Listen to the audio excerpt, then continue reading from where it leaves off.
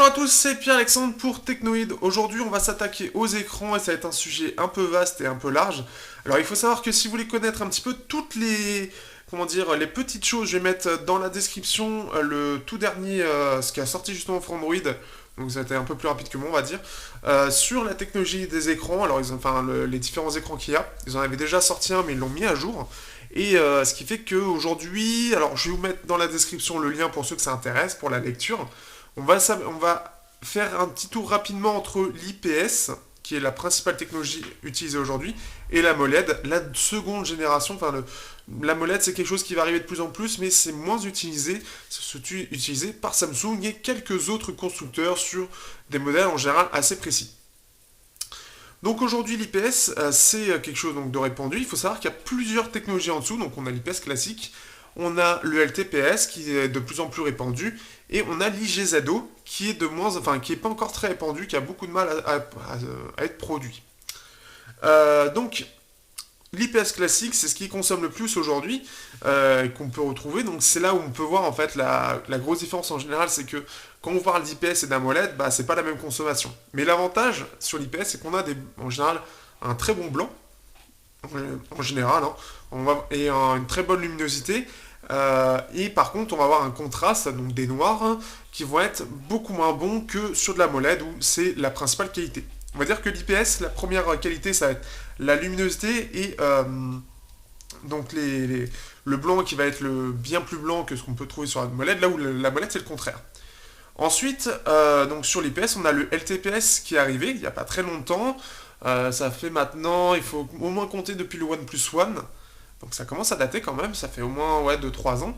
Et cette technologie, en fait, ça permettait d'avoir des transistors. Donc au niveau des pixels, c'est le transistor qui gère les couleurs, qui permettent d'avoir des transistors plus petits et donc d'avoir une meilleure densité de pixels et aussi une consommation moindre.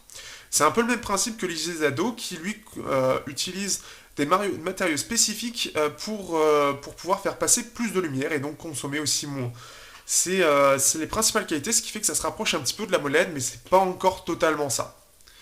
Donc, nous avons déjà ça qui est déjà très important.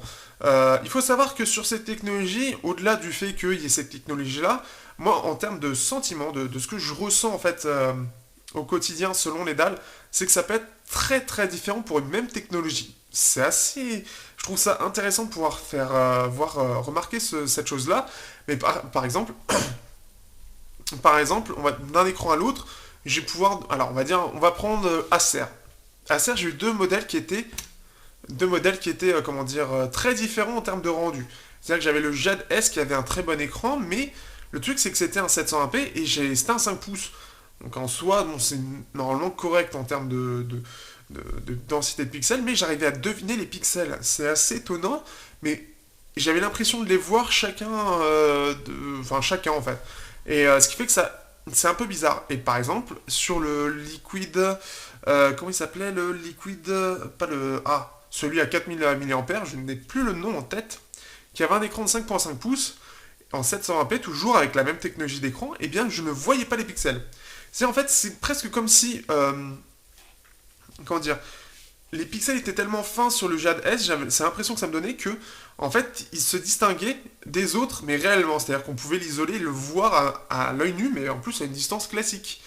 Là où l'autre Jade, je sais plus le nom du Jade, mais de la phablette, eh bien, on se retrouvait avec un écran qui, même si c'était du 1080p, enfin du 720p, on aurait plus tendance à dire que c'était du 1080. Parce qu'en fait, on n'avait pas cette perception justement de voir chaque pixel ou d'avoir un défaut au niveau de la résolution. C'est assez étrange comme c'est bizarre. Et d'ailleurs, si vous pouvez aussi le remarquer, par exemple, dans la vidéo d'Electronic Arts qui a testé le Zenfone Max et qui a l'impression justement d'avoir un écran 1080p alors que c'est un écran 720p.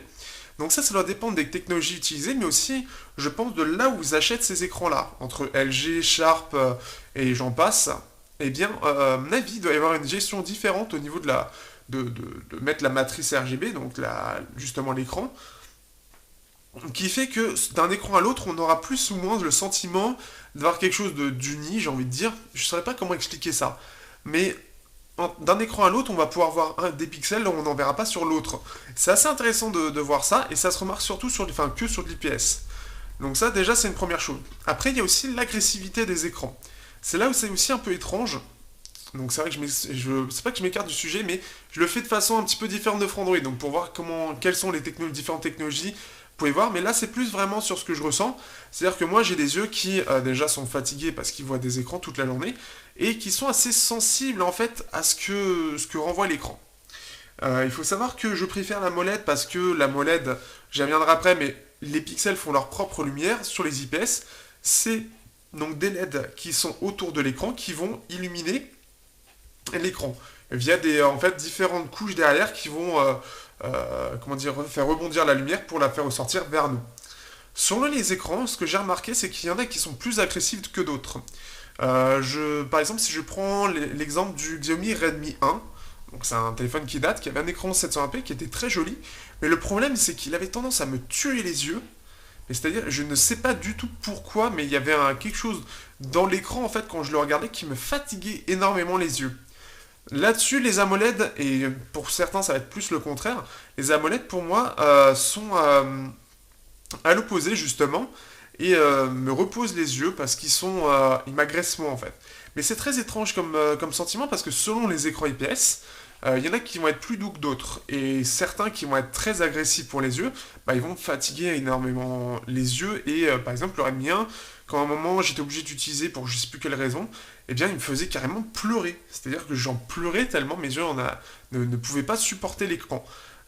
Et ça c'est ce que j'ai remarqué. Alors ça devait être de l'IPS classique en plus de ça. Et maintenant, bon, aujourd'hui, c'est plus trop le cas, mais il peut y avoir des écrans qui sont agressifs, et je le ressens, et souvent, moi, je vous le dis justement dans les tests quand ils le sont, mais quand ils sont agressifs, ça se sent, et c'est désagréable en fait, puisque justement, ça va vous tuer. Et c'est ce que j'ai remarqué, c'est que je pense, là où ils vont les chercher, il y a une gestion dans la luminosité, alors je sais pas si c'est les LED ou c'est l'écran lui-même, les couleurs en fait qui renvoient, qui me tue les yeux. Parce qu'en plus de ça, donc il faut savoir que forcément, donc c'est des LED qui sont sur le côté de l'appareil en fait, sur le côté des écrans, et qui les renvoient directement vers vous. Donc on vous envoie en fait, c'est comme si on mettait une lampe dans la gueule en fait. C'est à peu près ça, sauf que ça se sent moins.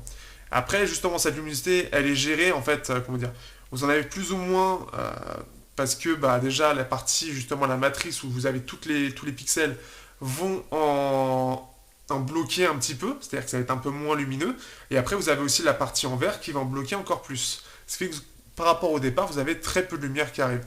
Et je sais pas si c'est les LED ou si c'est la gestion justement de renvoi de la lumière qui fait que ça agresse ou non les yeux, mais c'est vrai qu'il y a des écrans, et peut-être que certains l'ont remarqué, où mes yeux me disent, cet écran-là, il me fatigue, arrête de le regarder. Et je pense que l'un des derniers où j'avais eu ça, ça devait être le Moto X Play, où j'avais eu cette sensation, où en fait c'est vraiment quand vous regardez l'écran, et là il y a mes yeux qui me disent alerte. C'est étrange, mais c'est vraiment le sentiment que j'ai eu. Donc ça c'est vraiment les choses. Pour moi ce que j'ai remarqué c'est surtout les LTPS qui sont plus reposants que les IPS classiques. Les LTPS sont plutôt pas mal. Les GZO j'en ai pas encore eu et je devrais en avoir un bientôt d'ailleurs, donc je pourrais dire mon avis par rapport à ça. Mais c'est vrai que sur les IPS c'est vraiment... il y en a qui agresseront plus ou moins les yeux. Et il n'y en a pas trop, il y en a beaucoup. Et ça peut beaucoup interférer. Et ça, faites attention par rapport à ça si vous sentez que depuis que vous avez tel téléphone, vous trouvez que vous avez les yeux fatigués, ou vous trouvez que vraiment vous êtes plus fatigué que d'habitude et quand vous êtes dans le noir, bah, vous sentez un peu mieux. À mon avis, c'est soit un écran de PC, soit l'écran de votre téléphone qui vous fatigue les yeux. Et ça, il faut faire bien attention, il faut faire attention à ce que vous disent vos yeux, parce que c'est un indicateur. Donc déjà une petite chose. Ensuite, donc pour moi, donc, les écrans que je préfère, c'est les écrans AMOLED. Alors les écrans AMOLED, c'est totalement différent.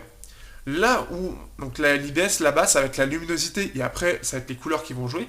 L'AMOLED, c'est la luminosité, c'est les pixels qui gèrent ça en fait. Donc le problème, c'est que donc c'était apparu avec le S1, le Galaxy S1, peut-être même plus tôt, je crois, je suis pas sûr. Je crois que c'était le S1, Galaxy S1, et donc le truc, c'est que donc c'est des diodes qui sont organiques. Donc c'est-à-dire en gros, je sais pas sur quoi ils se basent, mais c'est organique. C'est pas du chimique ou quoi que ce soit. C'est vraiment, ça se base sur de l'organique. Et ce qui se passe, c'est que quand vous gérez la luminosité d'un écran AMOLED, eh bien vous gérez en fait la luminosité directement des pixels, c'est-à-dire que vous n'avez pas de LED autour qui vont illuminer l'écran. C'est directement eux.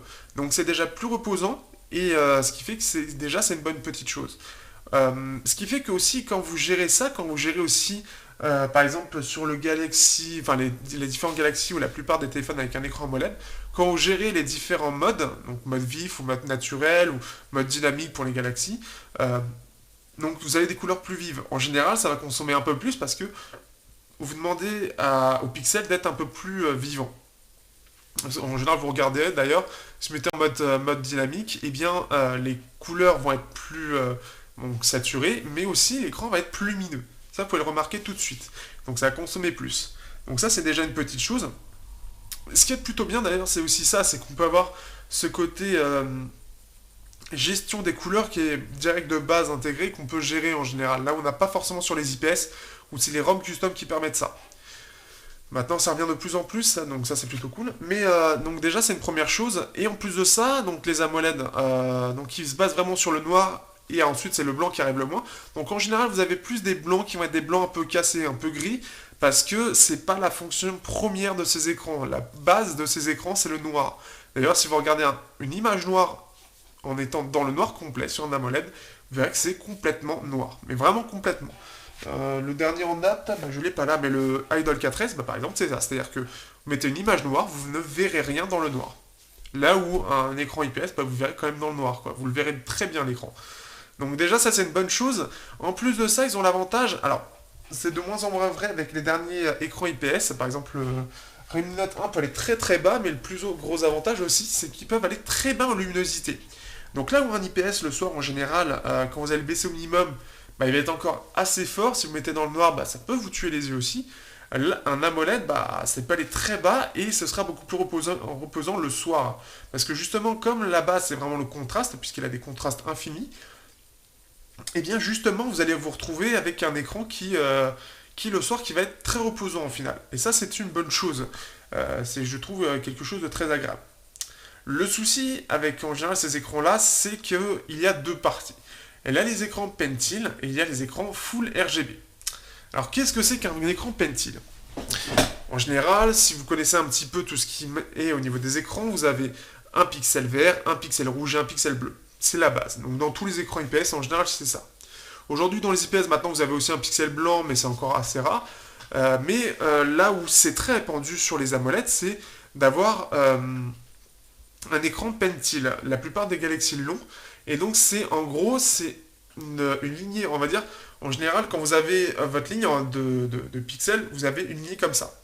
Et ce qui peut se passer, en fait, c'est que vous avez une ligne de pixels. Donc, par exemple, si vous avez du 1080 pixels sur un AMOLED, Pentil, c'est-à-dire que vous allez avoir 1080 pixels verts, mais par contre, vous allez avoir 33% de moins de pixels rouges ou bleus qui vont alterner. Je ne sais pas si je peux vous montrer directement l'image. Justement, est-ce que l'article... J'aimerais bien vous le montrer pour que vous compreniez. Hop, allez, reviens. J'aimerais bien vous montrer parce qu'en fait, ce qui se passe... Non, c'est pas ça.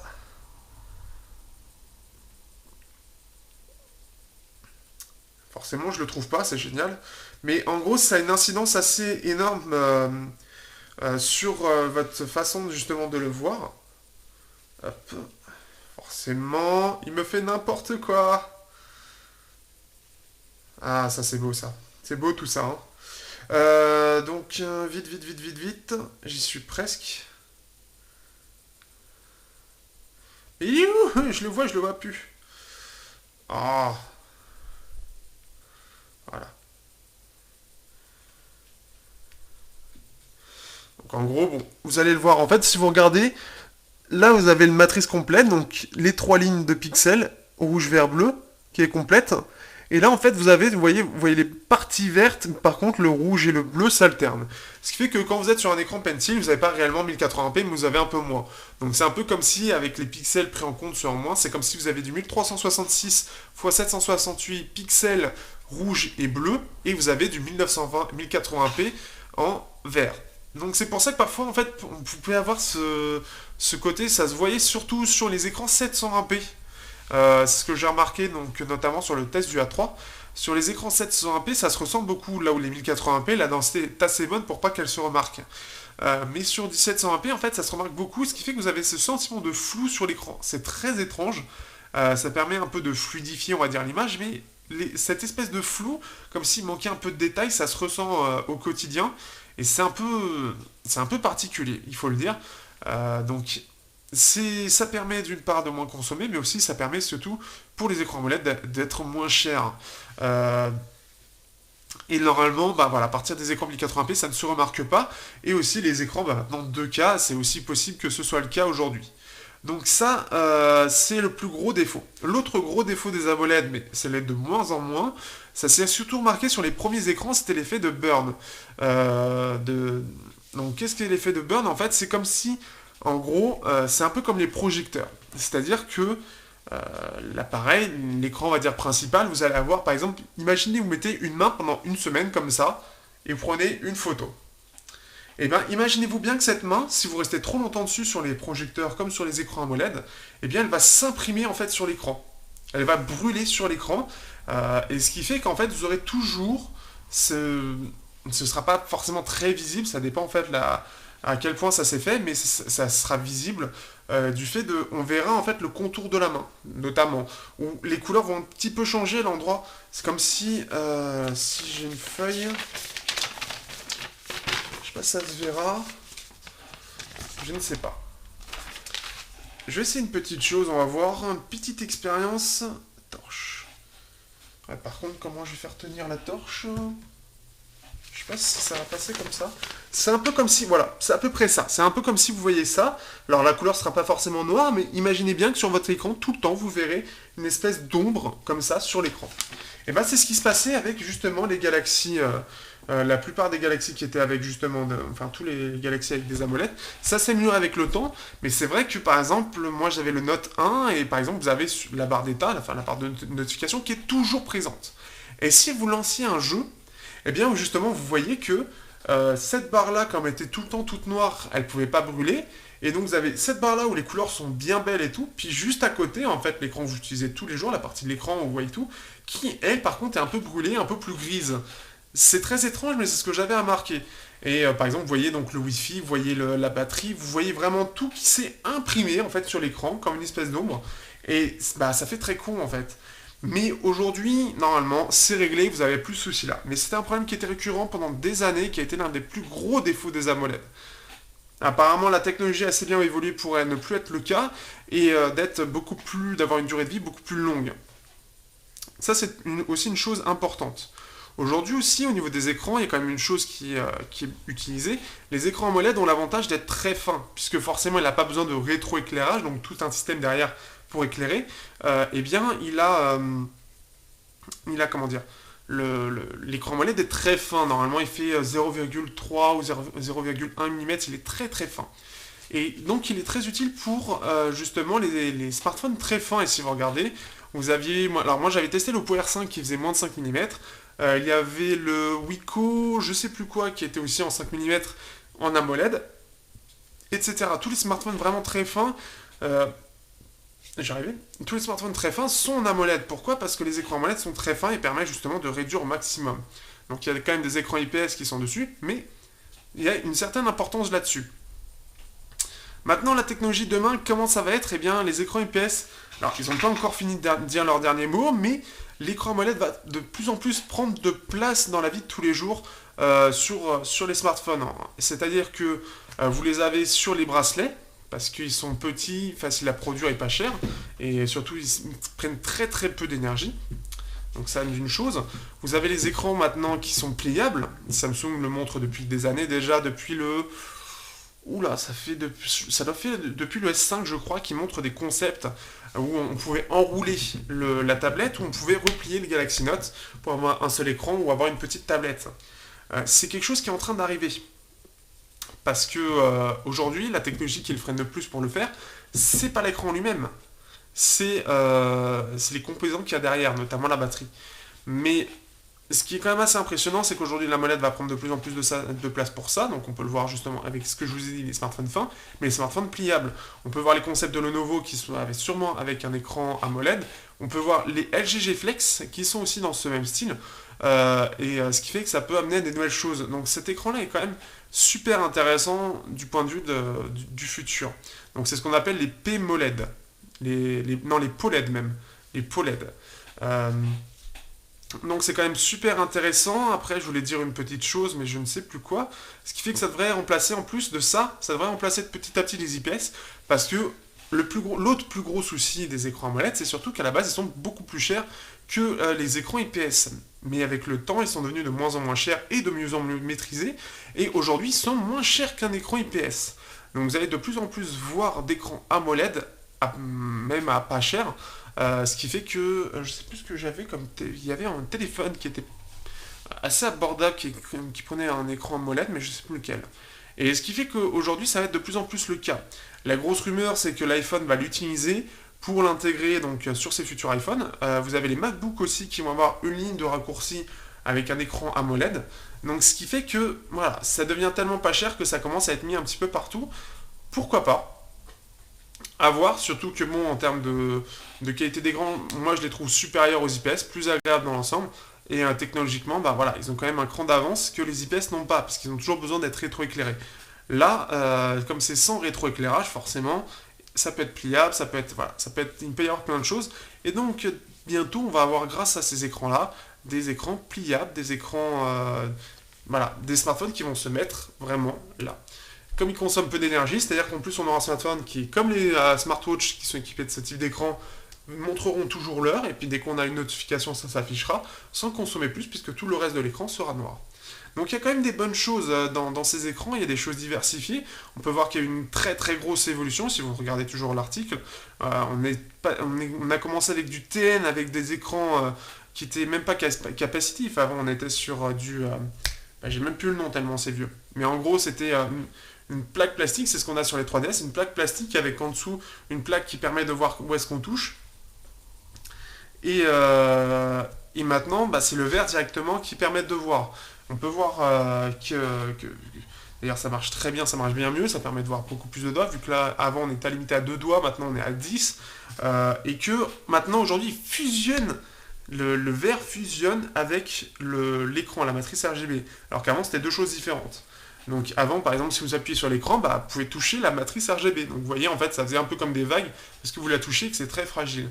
Et aujourd'hui, bah, ça marche, ça marche, voilà, c'est un tout. Et maintenant, bah, voilà, même avec le LG G Flex, on peut voir que le verre à l'écran fonctionne de pair avec ce côté, justement, un petit peu incurvé et qu'on peut bouger un petit peu. Donc c'est quand même très impressionnant. Donc on en a terminé là-dessus. En tout cas, voilà, ce que je peux dire, c'est que aujourd'hui, les écrans, moi je préfère les écrans AMOLED. Les écrans IPS, j'en ai souvent, ce qui peut m'arriver, enfin souvent, non, ça ne peut m'arriver, mais d'avoir des écrans agressifs, ça peut m'arriver, ça c'est un petit peu un impact. Les couleurs, j'en parle pas, pourquoi? Parce qu'après, ça dépend vraiment de ce qu'a décidé la personne, où est-ce qu'elle est prendre.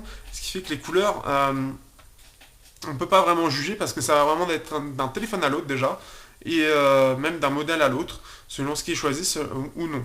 Donc ça, c'est quelque chose de complètement aléatoire. Mais les deux fonctionnent bien sûr au niveau des couleurs très très bien, il n'y aura rien à redire dessus. Mais voilà, c'était un sujet donc, que je vais développer bien sûr, donc, comment se passent les tests, on est à la partie écran. Il est possible que je fasse une petite pause et que je parle de la communauté. Alors je ne sais pas exactement quoi dans la communauté, mais je vais parler de la communauté, ce qui fait que vous saurez ça bientôt. Sur ce, à bientôt sur Technoïd pour un prochain vlog.